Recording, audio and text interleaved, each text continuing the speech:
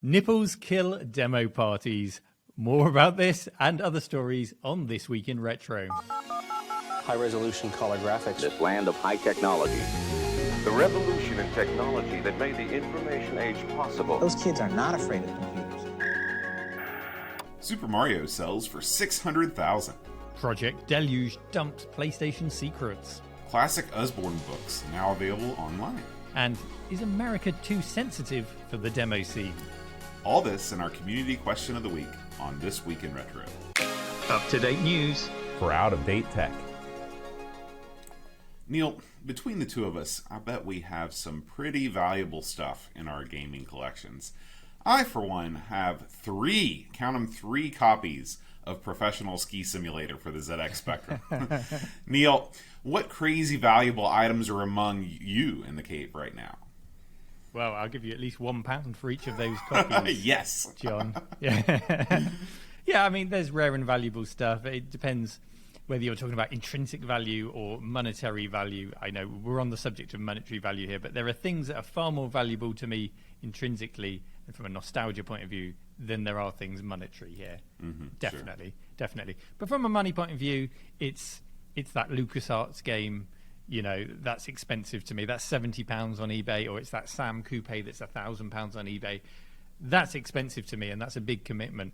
But £600,000, that's not expensive, John. That's insane, and that's what we're talking about today, isn't it? And imagine how many pairs of Atari virtual sneakers you could buy with that much money. That was the first thing that came to mind for me, too. I was, how can I flip this Mario and get some NFTs? Well, I'm going to have another rummage through all of my totes after hearing about this latest auction. So, apparently, back in 1986, an anonymous seller purchased Super Mario Brothers as a Christmas gift and promptly forgot about it for, I guess, about 35 years. So, before we go any further, Neil, who does that? Who buys a Christmas gift, a video game Christmas gift, not some stocking stuffer, but, you know, a $50 video game in 1986, which is like $100 in today's money, and just forgets about it. Have you ever done anything like that, Neil? Yeah, well, yes and no. I mean, in the context of video games, no, absolutely not. I only forget about things that are convenient for me to forget about. So, you know, that tin of paint when I should be painting a room, or that check that I should have posted, but never ever a video game. It's just too exciting. You don't forget about them. I agree. Well, anyway, I guess our intrepid Christmas present buyer came across the game in the bottom of his desk drawer, which I guess is where it had sat for 35 years, and he gave it to WATA. WATA is a collectible grading service. He gave it to them to get it graded and slabbed. So I guess this begs another question. Neil, where do you stand on this whole slabbing business? Do you think it's good for the retro gaming hobby to have a service like that? Or, or does making a game virtually unplayable just sort of take the fun out of a collection? So by slabbing, do you mean those clear plastic coffins that people put their games in? Is that what that is? Yeah, that's right. The old Han Solo treatment. I think because you can't open a slab, I guess they encase it in this special plastic called lucite. It even sounds like something from Star Wars. You can't open it up again without it being evident that you've tampered with it. So it makes trading, valuable objects easier, whether it's coins or comics or video games, because you don't have to do a full inspection on condition. The company doing the slabbing evaluates and provides a condition grade. Usually it's on a scale of 1 to 10 for video games and baseball cards, comics, things like that. Sure. Okay, I've got you. Well, in the case of this particular video game, Super Mario Brothers, selling for $600,000, that's more than twice the value of my house. So I'm not going to put that in a clear acrylic case. That's going in a bank vault for me. Protecting games, it is at the forefront of my mind at the moment, John, because I'm working on a public exhibition space, and the emphasis of this space is on hands-on, because games have to be used and enjoyed, and they can't be used without being touched. And I think it's a bit of an impossible question to answer, really, because I could buy multiple copies of each item for hands-on purposes, but the day will come when the supply dries up or when it becomes too expensive to be feasible. And then what do? Do you encase it? Do you put it in a slab? Do you put it in the wall like a work of art and put a rope in front of it and tell everyone to stand back? Do you create a replica? Do you let people touch it only wearing gloves? Yeah, it's difficult, John. It's quite a conundrum. for me personally, I'm firmly in the camp that video games are meant to be played. It's an interactive medium. It's different than a work of art, in which case, it's there to be looked at. But at this point, I mean, especially with hardware, we're talking about thin plastic that's 40 or 50 years old. I mean, it's some of the oldest stuff is almost 50 now, and it just wasn't meant to last this long. Nobody working on the assembly line of those old Pong units or whatever ever thought that in 2021 people would still be using these things, and especially handled by so many hands. I guess in a perfect world, you'd have items that you wouldn't touch and keep on display, and then a second set for public use. But keeping two of everything just isn't feasible for most people. Yeah, it's a difficult balance that I and many others are going to have to figure out over time. Personally, I quite like the idea of gloves because it adds that kind of drama of the experience of touching something like it's a precious work of art or a centuries-old book. Murder gloves, Neil? Yeah, something like that. But, given the condition of this game that sold for so much money, I think I found the perfect storage solution. It's right there in the story. Lock it in a desk drawer and forget about it. Yes. What do you think about the idea of... Yeah, I think that's perfect. But, what do you think about the idea of taking something that's meant to be played with, like a video game, and essentially rendering it useless except for collectability purposes, John? It's people's stuff. Just, a lot of the, controversies within the retro gaming community come down to people having a problem with what other people are doing with their stuff. And for me personally, if you own it, do what you will. Do what you will. Just like sports cards and comic books, video games, they've matured into a fully collectible asset class. I mean, some people, it sends a shiver down their spine to hear about video games as an asset class. But when you've got video games selling for $600,000, that's what they are. It's worth noting that even though you can have your game slabbed, it doesn't mean that you should. We're living in a time period where the market dictates value with things like eBay and online auctions, and people are making investments in video games just like people invest in art and, dare I say, NFTs.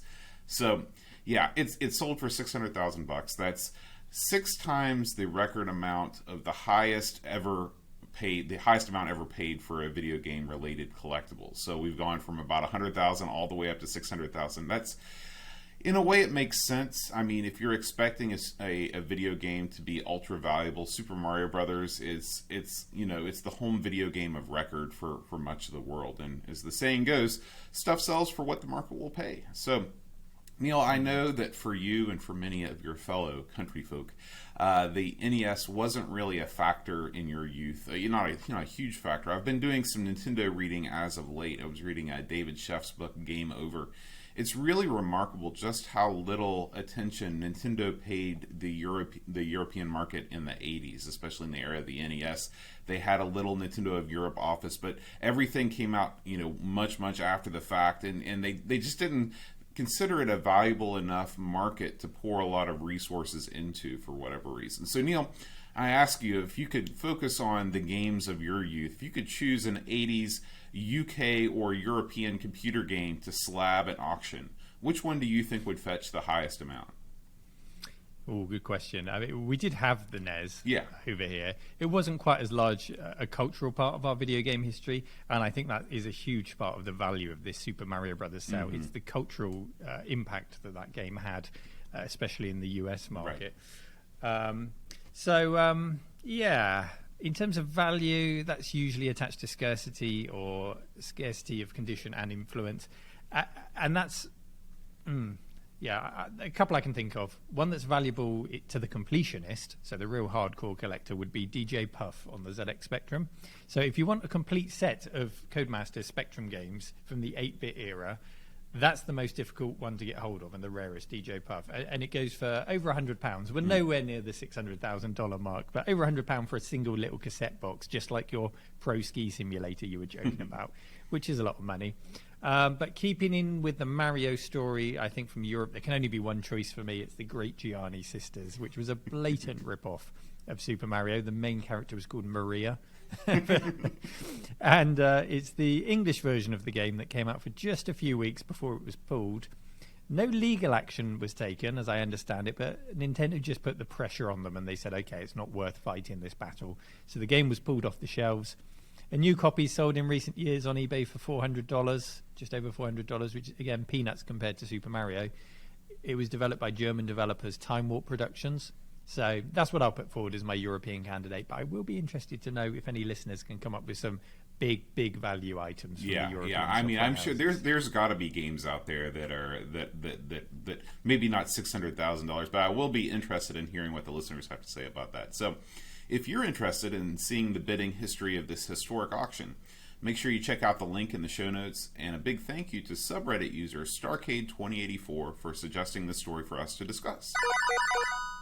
John, another retro console loving group has taken an almighty dump this week. Ooh. More than 700 unreleased demos, games and prototypes for the Sony PlayStation 2 have been shared thanks to something called Project Deluge.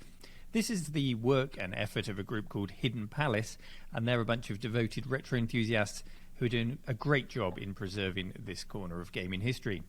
The 16 or so members of the group have access to a huge stack of CDRs and DVDs. I think somebody perhaps won them on an auction or a clearance, and this one benefactor has given them access to this stack of CDs and DVDs, and they're just working through them to assess if they contain something unique, unreleased or playable to share with the world. On the discs, we have such things as review releases for magazines and websites to score, gold releases, that's the final code before the game goes to production, prototypes, often of the same game at different stages of development, and games that were never released. For example, I saw in the list Aliens, which appears as a tech demo, perhaps used to pitch the game for potential funding, but it never came out as a game. It never went any further than that. So, John, what do you make of this? Do you value this kind of work? Do you have an interest in spending your time sifting through to find nuggets of gaming lore lost? Does this tickle your fancy? Yeah, it does. You know, as somebody with a graduate degree in digital library management from the UK's own University of Sheffield, I'm a big proponent of preservation in all of its forms. I just love the fact that people make the effort to collect, these things and keep them safe so people can go back and reference them in the future. It's clear from the behavior of a lot of big development houses that they neither have the desire, the time, or the resources to do this themselves. There's so many stories of, when companies go out of business, they just take the file cabinets and throw them in the dumpster. and then, people happen upon them and then save them. So I'm really thankful there are groups like the Hidden Palace out there making sure none of these early releases are lost to time. That said, personally, I've got so many legitimately released games yet to play. I don't know that I'm ready to dive into the weeds of pre-production versions of games. How about you, Neil? Yeah, I very much admire the work being done, and I'd encourage anyone with the motivation to help them out and to go and find out more. But given my own workload and my own stack of games that I've yet to play, like you, I'm relying on those keen gamers to sift through the dirt and find the traces of gold and share them on YouTube, perhaps with us, John, so we can see what's happening there. But if I find myself interviewing a game developer and we talk about a specific game, some of these would be great to illustrate the development of a game through different stages of it and decisions made in its creation. So I'm very grateful that it exists and is being preserved for that reason as much as anything else.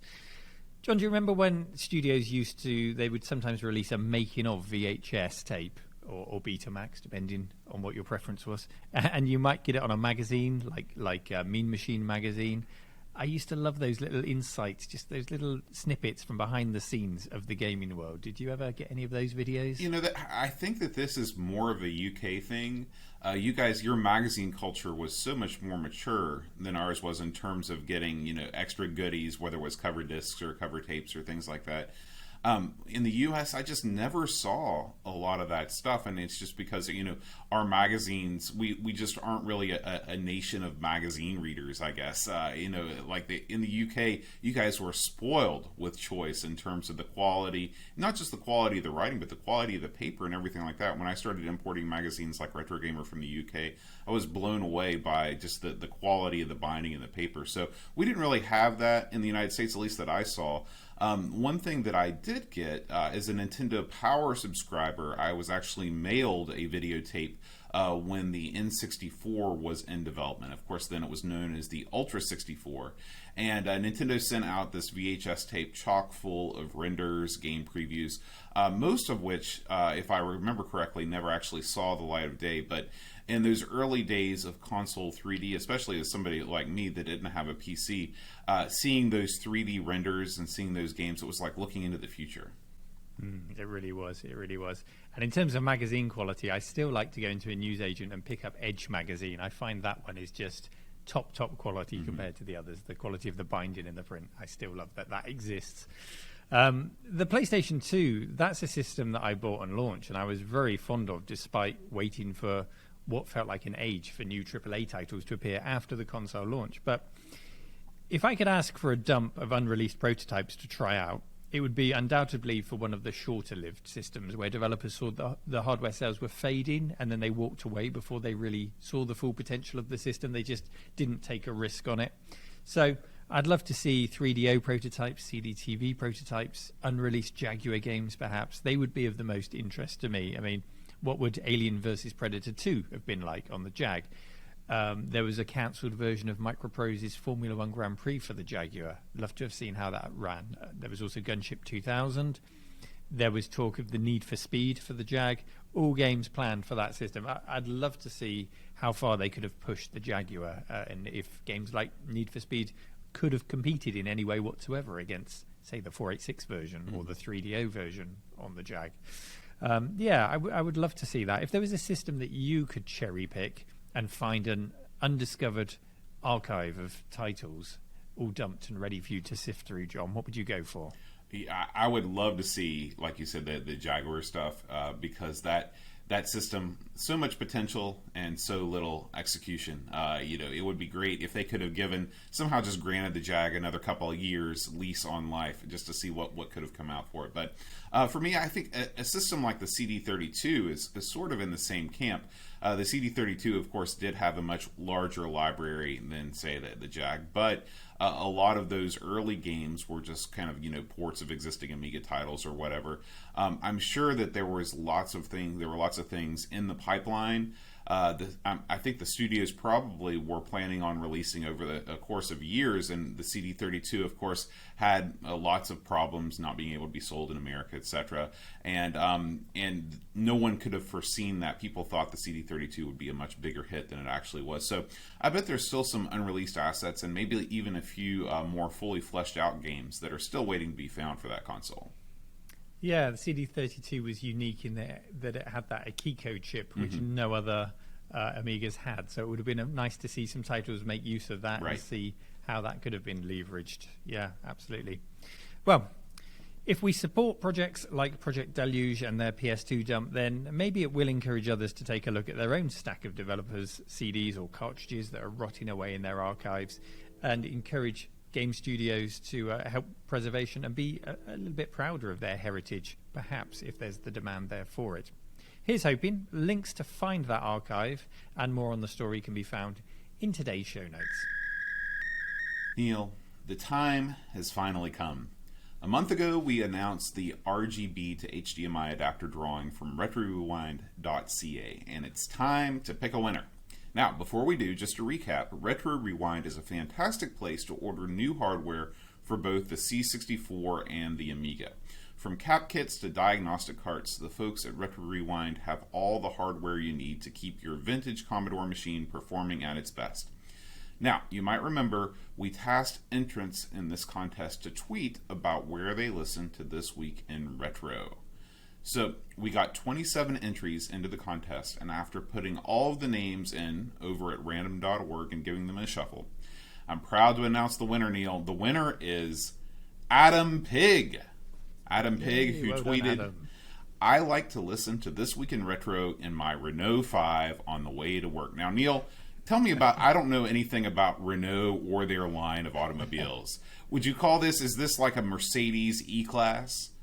Oh, I love the way you say Renault. It sounds posh. The Renault 5, yes, it was a low-cost, very boxy car. I had one for a spell in the late 90s. Yeah, it was one of those cars that was ideal as a first car because it was very cheap to get hold of, very cheap to insure, small engine, cheap to run. Although there was this monstrous one in the 80s which was had big flared wheel arches and an insane engine. So it was one of the original 80s hot hatches as well. Oh yeah, so okay. It became a bit of a legend in that way. Anyway, great way to listen to this week in retro, Adam. So I heartily approve of that method of listening. All right, well done. Congratulations. Congratulations, and Adam, I'll be in touch soon to get your details.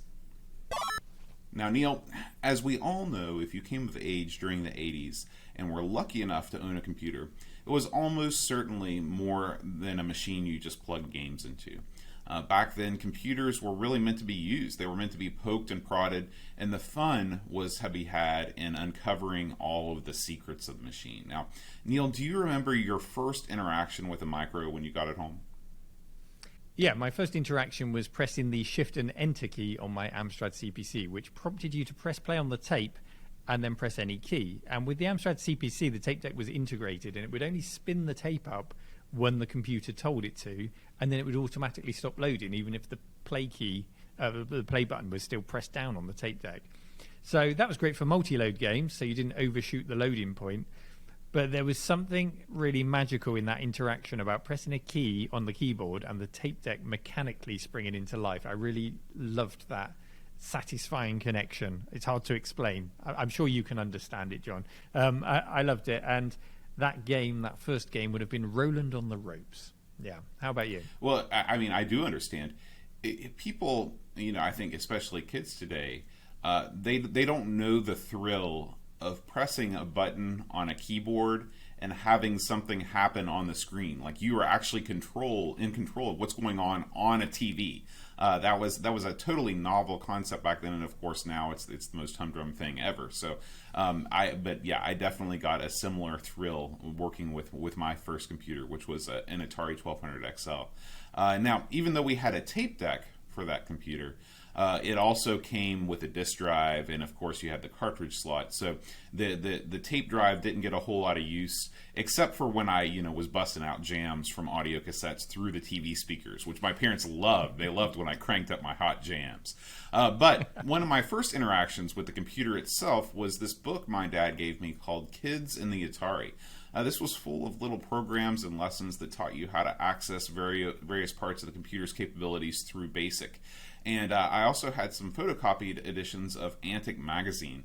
That's right, in the U.S. Even the magazines were pirated that contained type-in programs, most of which I spent the afternoon typing in and then staring at the screen in bewilderment when they didn't work. Neil, did you ever have a single type-in game work correctly on the first go? No, never on the first attempt. No, I would try it on my Amstrad. And the thing is, I had no idea that you could actually save what you were typing in back to tape. I had no idea at all. So for me, it was this mission to type it in as quickly and as accurately as you could, hope for no power cuts in the process, and hope that it ran at the end of it. I wish somebody had told me I could just type in save and write it back to tape and carry on the next day. But, we did these things in almost absolute isolation. It was very difficult to learn these things. And after a lot of typing and debugging, the result, if it ran, would be an incredibly simple game. The juice of it was really worth the squeeze in terms of the result. But it wasn't really about that. If you managed to understand something new or pick up on some tips in the process of writing it and further your programming knowledge just by one or two commands in each game, then that's where the value really came from, I think. And often gaining that understanding was essential because the listings themselves would have errors in them. You could never fully trust a magazine listing to be entirely correct. And you couldn't wait a month, or at least I couldn't wait a month, without turning off my computer for the apology and the correction to be printed in the following issue. I wonder how many magazine sales that alone spurred. People just wanted to get those corrections. So in addition to Kids in the Atari, I also checked out a bunch of books from our public library. We had, I wouldn't call it a huge computer section, but by the time that I was using my Atari, which by all accounts was 5 or 6 years after the 8-bit systems had become obsolete, the library had managed to acquire a lot of books with these type-in programs. Even if you typed in the game correctly, you had to use a fair amount of imagination to kind of square what you were seeing on the screen with that full color art on the book's cover that made it seem like you were going to code the most amazing game imaginable. Neil, did you ever saunter over to your public library to check out a book or two of type-in games? Yeah, I loved it. That's the exact reason why I went to the library back then.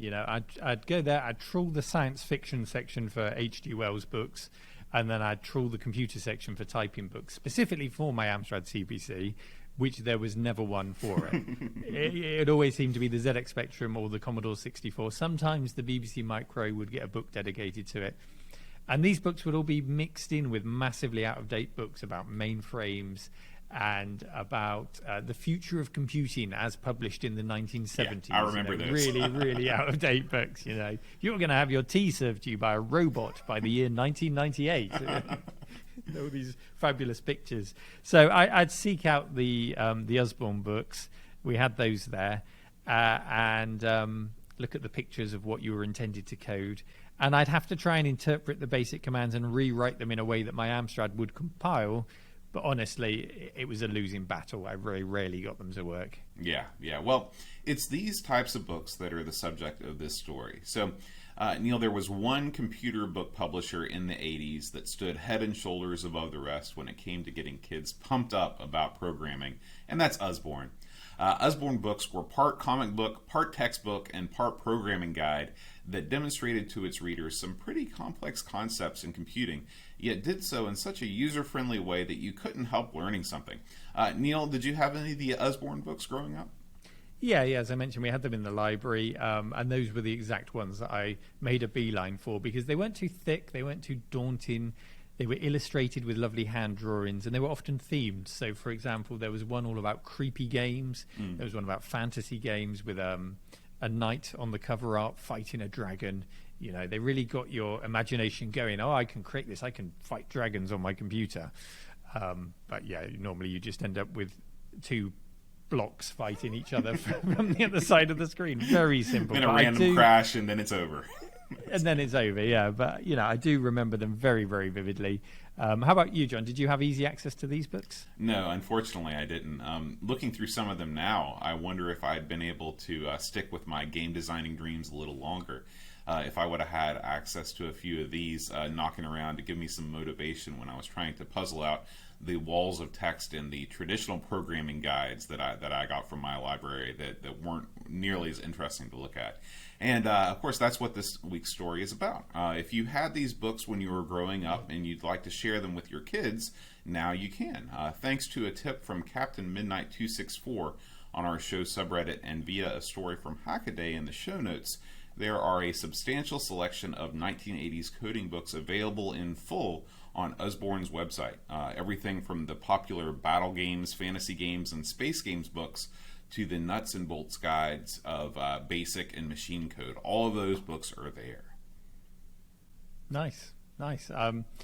It's got my mind racing just thinking about these, John, because I'm thinking that maybe I can use OCR to copy the code out of these scans. I can just paste them into an emulator. I don't have to type a single word of this code now, and finally run them, assuming there's no errors in the listings, and see if they live up to those hand-drawn illustrations that promise so much. So I think that's my weekend sorted, John. That sounds like a fantastic idea.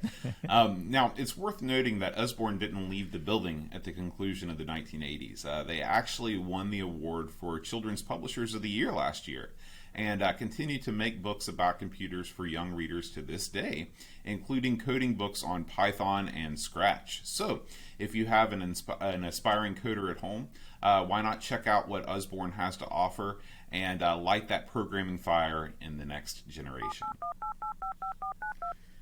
Our final story today is a question of culture, John, and a very interesting one too. What's acceptable in the US and not in Europe, and vice versa? When is something offensive and when is it art? This is a very topical question off the back of the 2021 Revision Demo Party, which took place last weekend. Now, Revision is a weekend-long gathering. It happens at Easter of every year, and this year it was an online-only event because of the pandemic. And it was streamed all weekend, a weekend of competitions where the greatest demo coders, musicians, short filmmakers, photographers, all sorts of people all come together to celebrate the demo scene.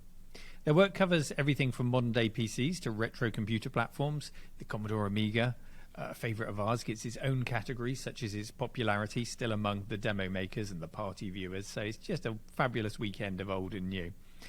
And just last week, we were talking about how UNESCO had recognised the demo scene in Germany for its intangible contribution to cultural heritage.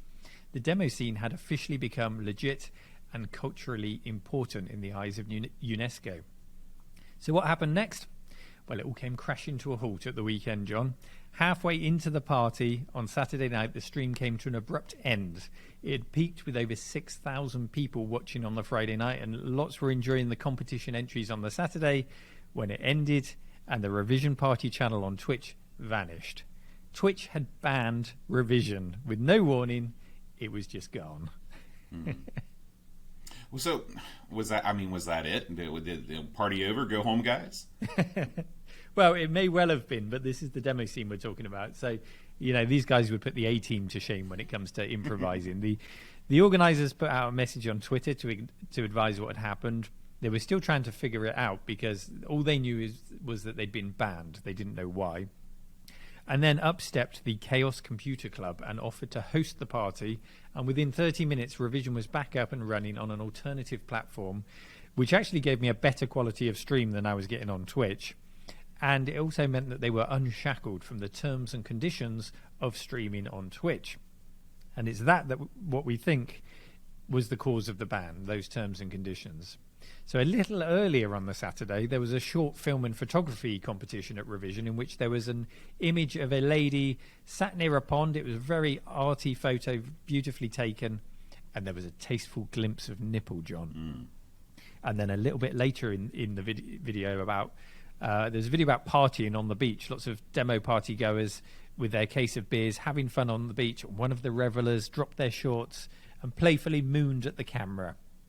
So it would appear that these actions are against the Twitch terms of service, and so the UNESCO Cultural Heritage approved demo party stream was banned.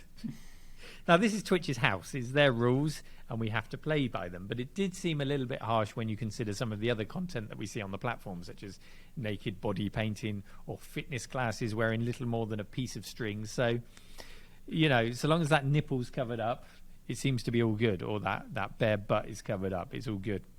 Now, John, knowing the US culture as you do, and Twitch, of course, being a US-based service, what's the deal with the nipple? Is it offensive? Is this a US thing?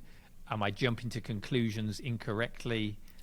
How does it feel to you knowing this story? Well, it's a complicated story that's very easy to make simple. It's easy to craft a narrative that just say, yeah, the US is more prudish than Europe. The prudish U.S. service shut this down because there was a glimpse of a nipple or a butt or something like that. But the reality is that 100% of the controversy in this story is based on conjecture. The facts are that Revision's account was banned, but as of this recording, we don't actually know the reason. It could have been because of the nipple. It could have been because of the bare buttocks. But let's go with the narrative that this ban was as a result of one of these two things. Do I think that either is offensive? Of course not. But the reality is that Twitch is a global service that that streams content to all over the world. There are all kinds of different cultures that are tuning in with all sorts of and my guess is that I had a look at their sexual content policies, which they have probably one of the most extensive guides on what is and what is not acceptable that I've ever seen on a website. And I can only assume that they don't put this kind of effort in unless there is money to be made somewhere down the line. So maybe to stream in not only the US, but in lots of the other countries, the non-European countries that are out there that Twitch services, maybe you have to have this sort of guideline just to keep all of the investors happy, just to keep all of the customers happy. One thing from their perspective, I guess that the problem is developing an automatic content moderation system that differentiates between what we would consider artistic nudity and flat out sexual exploitation. And this is all on a platform in which 40% of viewers are under 18 or minors. Twitch is hugely popular with the youths, as they say. Yeah, all very, very good points. And you talk about the viewership being all over the world. It's not like Twitch caters to the most conservative level that it can just find in the world, right, and then sets the rules there. There is some balance there. And it's funny, being in the UK, we kind of sit in the middle. We've traditionally looked at America and gone, oh, they're a bit prudish about that. And then we look at mainland Europe as being much more open to displaying the human body without the default setting of being to sexualize it. So I remember in the 80s and 90s, we'd see TV if we went to Europe, and there'd be, say, shampoo commercials, and there'd be a naked woman in them. And for us British, that was very raunchy. What's that doing on daytime TV?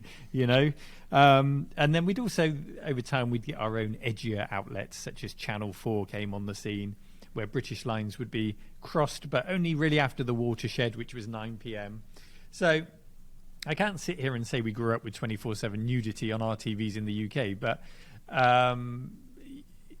there's also, we see some irony, and I think people in mainland Europe also see a little bit of irony when you jump to that argument with the US of, they seem to have these rules about nudity and nipples, but then on the other hand, they have these other rules about gun ownership, which seem slightly hypocritical. And it is a big can of worms to open. I don't want to get too far down that road, John. But we do see some irony in that, especially when it comes to sort of automatic weapons and violence on the television and things like that. Is my perception correct from the outside looking in, or is that a gross simplification of US culture? Well, of course it is. I mean, of course it's the people craft the narrative that makes them feel good about their own culture. So if you're over there sitting in Europe, you can say, our event got banned by this horrible U.S. company because we violated their terms of service, and they've got tons of guns and they shoot each other, and we rule. And yeah, awesome. Congratulations. To say that the United States as a country is not sensitive to the gun violence epidemic that we deal with every day in this country is, I would say, at the very least, is inaccurate, to say the least. But as you say, that's a can of worms that really doesn't belong in this discussion, in my opinion. We can talk about that some other time. But getting back to the story, the actual story about Revision, my question is, when you host a show that revolves around the demo scene, let's not forget where the demo scene started. The demo scene was pioneered by a bunch of adolescent boys who were essentially trying to impress their friends who were other adolescent boys by being edgy, by being cool. You've seen a bunch of demos and crack screens. You see, the content that's on there. Why would you even bother to go with a streaming service with the tightest controls on content? I mean, why would you even think to go with Twitch knowing how easily people are banned from their platform? Why not just go from a European-based platform with looser reins from the get-go? Yeah, I mean, I wasn't surprised that they went with Twitch, and they went with Twitch last year as well without problems, because that's where potentially the biggest audience is. Sure, and again, that is the trade-off. The trade-off is that you have this huge worldwide audience that people can stumble upon your feed, but you have to play by the rules of the game. Yeah, what did surprise me when it went down was that there wasn't a plan B. I thought it would just be a no-brainer, have a plan B ready for not if, but when Twitch bans that party, because for the reasons you've mentioned, it was going to happen. It was always going to happen. So thankfully, the Chaos Computer Club stepped up and got them up and running. The debate of culture, it's one that will rumble on, I'm sure. The stance of the demo scene is that pretty much that rules are bad outside of their own competition rules. They don't like to be constrained. They don't like to be told what to do, and they like absolute creative freedom, and so they should. And so they should be on a platform that allows that. And hopefully they found one now in the Chaos Computer Club, and we can see them on there again next year. And we are massively grateful to them for enabling us to continue to watch the party.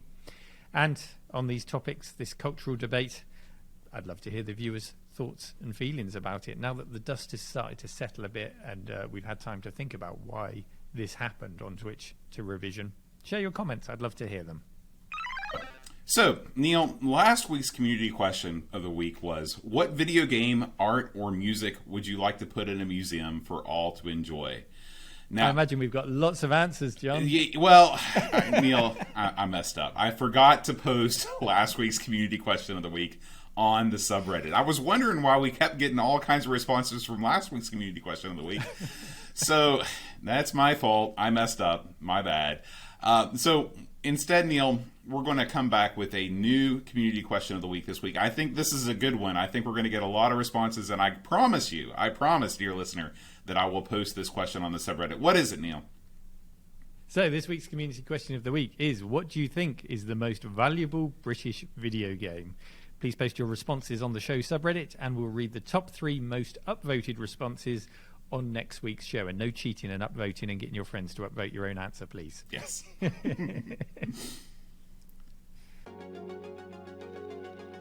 This Week in Retro was presented by Neil from RMC and John Schaller. It was produced by me, Duncan Stiles. The podcast version of the show is available through your favourite podcaster, including Apple Podcasts and Spotify. And the video version is available on the This Week in Retro YouTube channel. Join our community subreddit at r/thisweekinretro to suggest and vote on stories we cover on the show. If you watch This Week in Retro on YouTube, please give us a like and subscribe to help us reach new viewers.